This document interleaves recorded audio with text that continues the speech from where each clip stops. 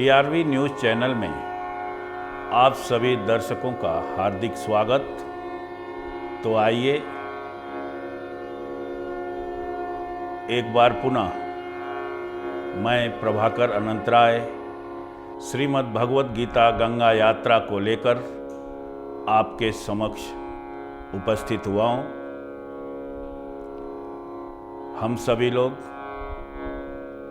कई दिनों से अर्जुन विषाद योग को सुन रहे हैं, देख रहे हैं। तो चलिए एक बार पुनः चलते हैं युद्ध मैदान में, जहां अर्जुन अपने व्यथाओं को, अपने दुखों को भगवान श्री कृष्ण के सम्मुख व्यक्त कर रहा है।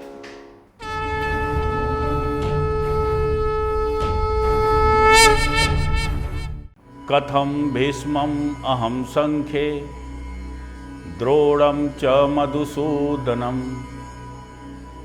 इस्भि प्रतियोत्स्यामि पूजा हविर अरिशूदन। अर्जुन कहता है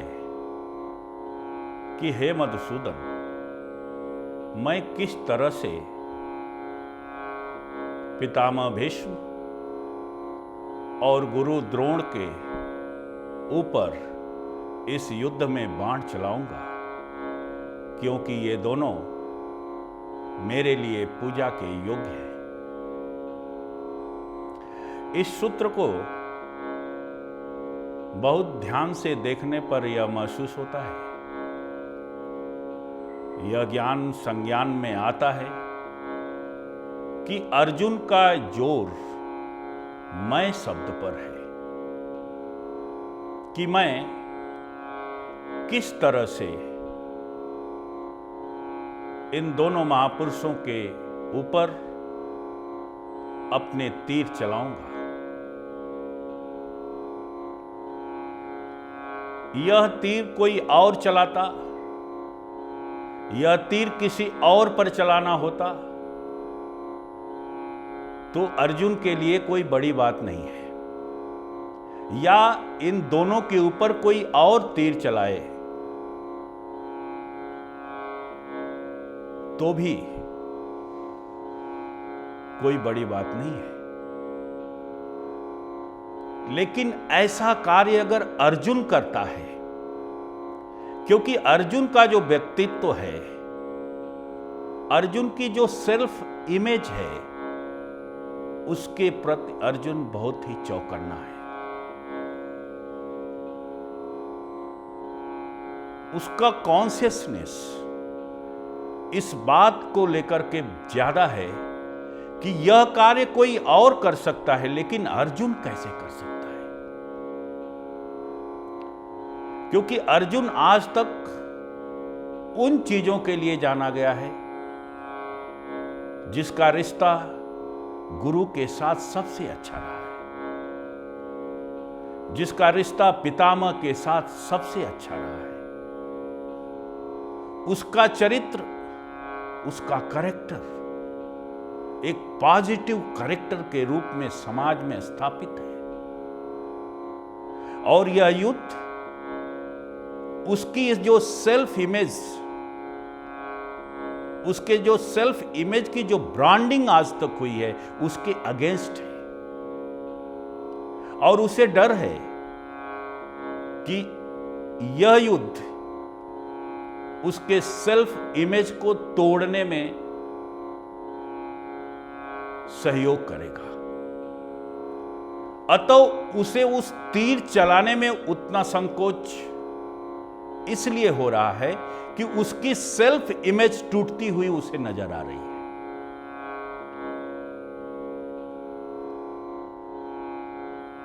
और यह सेल्फ इमेज एक दिन में निर्मित नहीं हुई है। उसे वह अगले सूत्र में यह भी कहता है कि हमें यह भी नहीं मालूम है कि इस युद्ध को वे जीतेंगे या हम जीतेंगे। वह जीत के प्रति भी आशंकित है। वह भीष्म और द्रोण के युद्ध कौशल्य को जानता है और वह यह सोचता है कि अगर मैंने युद्ध भी किया, तीर भी चलाया, अपना जो सेल्फ इमेज है वो भी टूटा और परिणाम हमें पराजय का मिला, हमें पराजय का मुंह देखना पड़ा, तो दोनों तरफ से घाटा ही घाटा है। वह लाभ और हानि की बात करता है। इसलिए वो कहता है कि इस युद्ध से मुझे किसी भी प्रकार का लाभ दिखाई नहीं दे रहा है।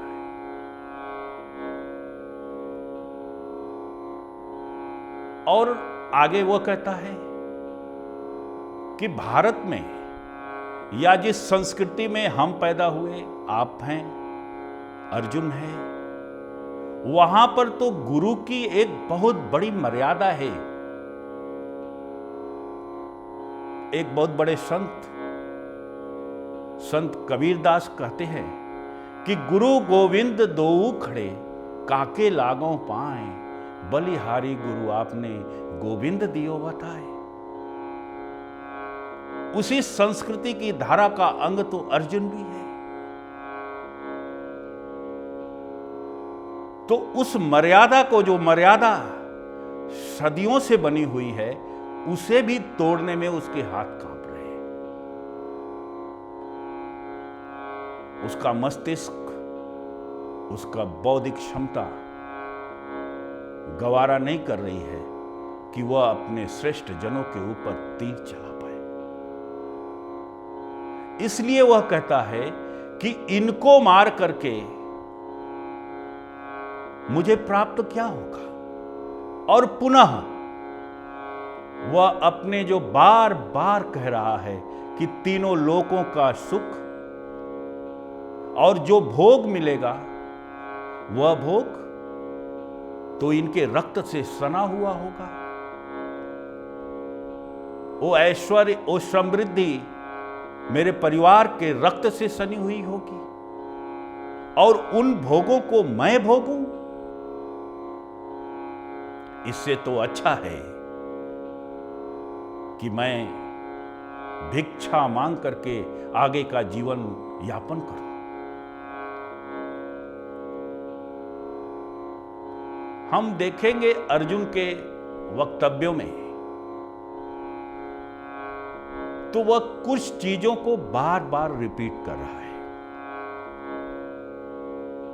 उसके मस्तिष्क में जो चित्र बने हैं, उसे अलग अलग वे से, अलग अलग तरीके से भगवान के सम्मुख रख रहा है या उपस्थित कर रहा है। और वह यह चाहता है कि एन प्रकारेण भगवान उसके विचारों से सहमत हो जाए। उसकी इस मानसिक अवस्था को समझने के लिए हमें दो बातों को समझना होगा। पश्चिम में एक गेस्टाल्ट करके एक मनोविज्ञान की शाखा है। हमारे गांव में भी हम उसका प्रयोग करते आए हैं। गेस्टाल्ट के वैज्ञानिक ये कहते हैं, विचारक ये कहते हैं कि आकाश में जब बादल दिखाई देते हैं तो उस बादलों में हर एक व्यक्ति अपने अपने पसंद के रूप में, अपने विचारों के अनुरूप, अपने दृष्टि के अनुरूप वह चित्र ढूंढ लेता है। वो बादलों में कोई हाथी ढूंढ लेता है, कोई घोड़े ढूंढ लेता है, कोई व्यक्ति ढूंढ लेता है। मतलब अनेक प्रकार के लोग अनेक प्रकार के अपने दृष्टि के अनुरूप चित्र उस बादलों में ढूंढ लेते हैं। हम और आप जब छोटे थे तो शायद आप लोग भी किए होंगे, हम लोग करते थे कि बादलों में कोई हाथी ढूंढता था, कोई घोड़ा ढूंढता था। इसी तरह इस पूरे युद्ध में अर्जुन भी अनेक तरह के चित्र अपने मनोमस्तिष्क में ढूंढ रहा है और ढूंढ लिया है, और वह उस चित्र को, उसके द्वारा जो ढूंढा हुआ चित्र है वही सही है, वो भगवान से सहमति प्राप्त करने का प्रयास कर रहा है। पर्ल बक नाम का एक पश्चिम में एक मनोवैज्ञानिक हुआ और उसने एक किताब लिखी, माई सेवरल वर्ल्ड।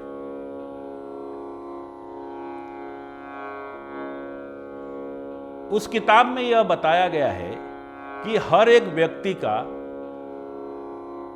अपनी एक दुनिया है। आप भी अनुभव करेंगे कि आपकी अपनी एक दुनिया है। हम मुंबई में जीते हैं तो मुंबई वालों की अपनी एक दुनिया है, जो गांव में जीता है उसकी अपनी एक दुनिया है। और माइक्रो में अगर जाएं और सूक्ष्मता में हम देखें तो हर एक परिवार के अंदर भी हर एक सदस्य की अपनी एक दुनिया है। हर एक का अपना अपना पसंद है। इस तरह से इस जगत में अनेक दुनियाएं हैं। उस युद्ध स्थल पर भी या इस युद्ध को देखने वालों की भी धृतराष्ट्र की अपनी दुनिया है। उनके सोचने का अपना ढंग है, भीष्म का अपना ढंग है, द्रोण का अपना ढंग है, दुर्योधन का अपना ढंग है, अर्जुन का अपना ढंग है, युधिष्ठिर का अपना ढंग है। तो अनेक, इस जो दुनिया हमें दिखाई दे रही है, इस दुनिया के अंदर अनेक प्रकार की दुनियाएं हैं, अनेक लोक हैं, और वो लोक हमारे द्वारा, व्यक्ति द्वारा बनाए हुए उसके मानसिक अवस्थाओं पे अवलंबित है। इसलिए यह अर्जुन अपने मन में जो उसके विचार आ रहे हैं, आज तक उसने श्रुतियों के द्वारा, जीवन के अनुभव के द्वारा जो एक मनोमस्तिष्क खड़ा किया है, उसके आधार पर वह अपने आप को भगवान के सामने उपस्थित कर रहा है, व्यक्त कर रहा है। यह अर्जुन अपनी दुनिया को व्यक्त कर रहा है, लेकिन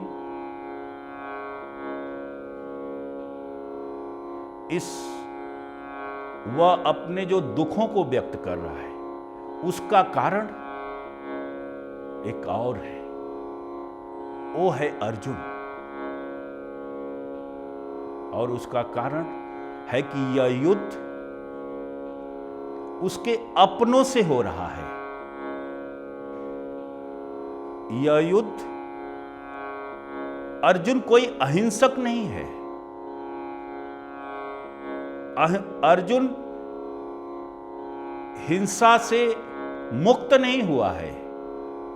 वो आज दुखी इसलिए हो रहा है कि उसके सामने उसके अपने खड़े हैं। यह युद्ध उसके अहिंसा के पीछे बैठे हुए ममत्व को स्पर्श कर रहा है, और यह ममत्व जिसका गाभा, जिसका केंद्र बिंदु है अहंकार, और एक अहंकारी व्यक्ति कभी भी अहिंसक नहीं हो सकता। हिंसा का केंद्र बिंदु है अहंकार, और इसका उदाहरण हमें देखने को मिलता है बुद्ध काल में। मैं आपको एक कहानी बताता हूं जिससे इस अहंकार को हमें समझने में आसानी होगी। एक बार एक सम्राट भगवान बुद्ध से मिलने आया, और उसने भगवान बुद्ध से भिक्षुक बनने की इच्छा जाहिर की। जहां तक भगवान बुद्ध ने उस सम्राट के बारे में जानकारी हासिल की थी, उन्हें ज्ञान था, सज्ञान था, तो बड़ा ही उल्टा था कि यह सम्राट ऐश्वर्यता के चरमोत्कर्ष को जीता है, ज्यादा से ज्यादा भोग विलास में लिप्त रहता है। यह सम्राट सुख के बगैर जी ही नहीं सकता। तो भगवान को बड़ा अजीब लगा कि जब उस सम्राट ने स्वयं को भिक्षु बनने के लिए उनके सामने उपस्थित किया। भगवान बुद्ध ने कहा, ठीक है, आप वापस जाएं, हम आपको सूचित करेंगे कि आपको दीक्षा दी जाएगी या नहीं दी जाएगी, कब दी जाएगी, हमें कुछ दिन का मौका दें। सम्राट वापस अपने राजमहल में चला गया। संध्या हुई। उस सम्राट की इच्छा को भगवान बुद्ध ने अपने भिक्षुओं के समक्ष रखा और सबसे उनका विचार भी मांगा। अनेक भिक्षुओं ने अनेक तरह के अपने विचार दिए कि वो ऐसा है, वो ऐसा है। उसके जीवन से जुड़ी हुई घटनाओं को देखकर नहीं लगता कि वह दीक्षा पाने के योग्य है, वह भिक्षु बनने के योग्य है। अगर उसे लिया जाएगा तो संघ को वह कभी भी धब्बा लगाने में पीछे नहीं रहेगा। भगवान बुद्ध ने सबकी बातें सुनी, लेकिन बाद में भगवान बुद्ध ने कहा कि आप सभी लोगों के विचारों से मैं सहमत नहीं हूं। मुझे लगता है कि वह एक बहुत ही अच्छा और आप लोगों से भी बड़ा भिक्षु सिद्ध होगा। भिक्षु हंसने लगे, बोले, भगवान आप गलत कह रहे हैं और इस बात पर आप हम लोगों से शर्त लगा सकते हैं और हम लोगों को ये पूरी यकीन है, पूरा का पूरा यकीन है कि आप ये शर्त हार जाएंगे। भगवान ने कहा कि जहां तक मैं जानता हूं, मनुष्य के बारे में जो जहां तक मेरा अनुभव है, वह एक बहुत ही अच्छा भिक्षु सिद्ध होगा। अतः मैं उसे दीक्षा दूंगा। अब साक्षात जब भगवान बुद्ध कह रहे हैं कि दीक्षा दूंगा, तो उनकी बात को कैसे टाला जाता। दिन निश्चित हुआ, समय निश्चित हुआ, उस सम्राट को सूचना दी गई और सम्राट भिक्षु के रूप को स्वीकार किया। उसके भिक्षु बनने के बाद अनुभव ऐसा आया कि जब भिक्षु लोग पगडंडियों से पैदल यात्रा करते तो वह पगडंडी के नीचे कांटों पर चलता,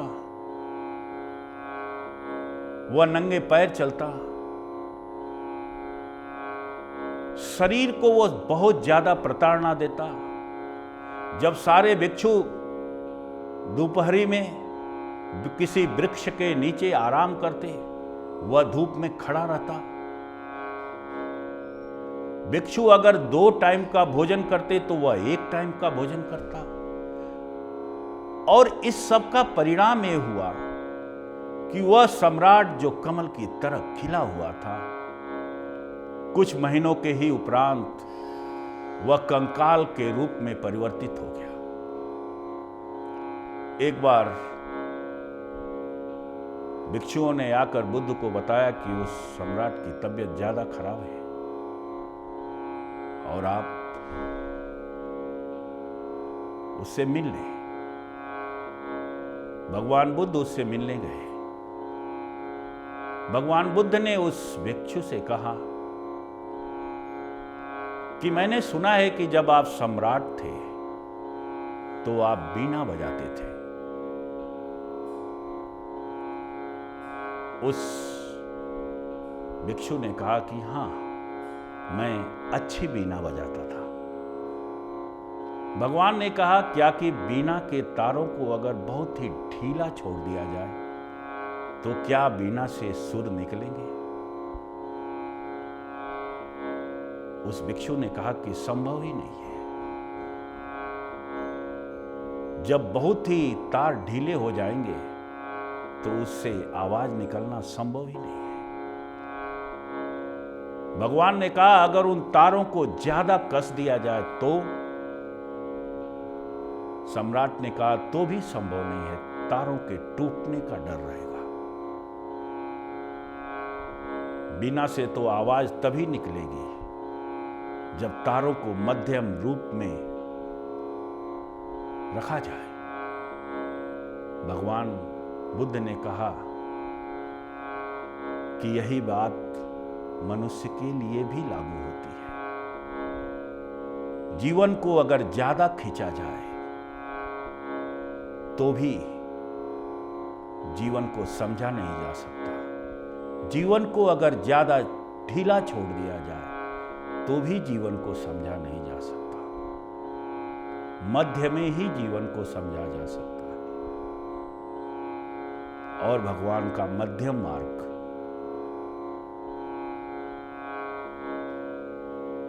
यही कहता है। लेकिन अर्जुन हमेशा अतिशयोक्तियों की बात कर रहा है। वह ऐश्वर्यता की height, sky is the limit, त्रैलोक्य के राज्यों को भी छोड़ने की बात करता है और नीचे भिक्षाटन की बात करता है। वो मध्यम की बात नहीं करता। और अहंकार हमेशा अतिशयोक्तियों को ही चुनता है। वह दो छोर की अतियों को चुनता है। The limit of height, the limit of low, अहंकार की अनुभूतियां हैं। अर्जुन एक बार त्रैलोक की समृद्धि को भी छोड़ने की बात करता है और दूसरी तरफ भिक्षा मांगने की बात करता है। अर्थात अर्जुन के दुख का कारण उसकी अपेक्षा, उसका मोह, उसका अहंकार है, जिसके कारण वह मध्य में खड़ा नहीं है। उसका माइंड इन्फ्लैक्चुएशन को प्राप्त हो रहा है। अर्जुन का चित्त मोह, अहंकार और अपेक्षाओं से भरा है, जिसके कारण वह दुख को प्राप्त हो रहा है। इसीलिए भगवान उसे आगे योग के बारे में बताते हैं, जिससे कि वह समत्व को प्राप्त हो सकेगा। बस आज के लिए इतना ही। इस तरह के कार्यक्रम देखने के लिए, सुनने के लिए आप सभी लोग DRV न्यूज़ चैनल को लाइक करें, शेयर करें, सब्सक्राइब करें और हाँ, कमेंट करना न भूलें। अब आप मुझे यानी प्रभाकर अनंतराय को और DRV न्यूज़ टीम को दीजिए इजाज़त। बहुत बहुत धन्यवाद। जय श्री कृष्ण।